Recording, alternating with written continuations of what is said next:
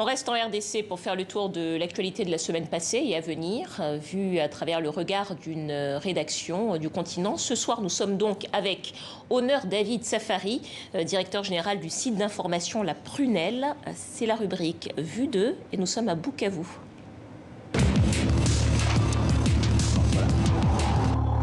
La semaine a été marquée par la présence des drapeaux sur lesquels on pouvait lire République du Kivu, installés sur différentes artères de la ville de Bukavu. C'est un événement inédit. Avant, on pouvait voir effectivement des habitants résister en disant que c'était l'étranger qui voulait désormais l'indépendance du Sud Kivu, qui voulait balkaniser les Congos, mais que des habitants commencent à s'exprimer, peut-être pas des gestes tout clairement comme cela, c'est inédit.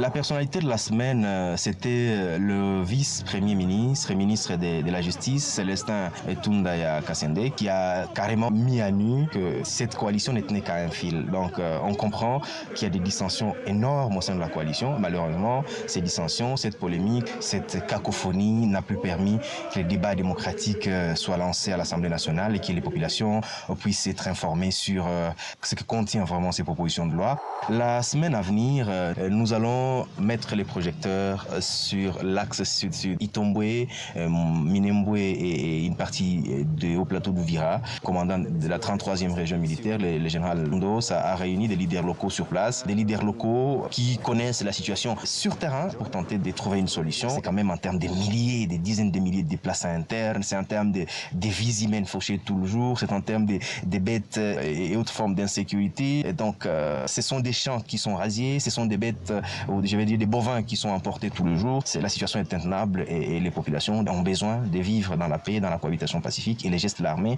et ses leaders locaux vont certainement nous intéresser au cours de la semaine.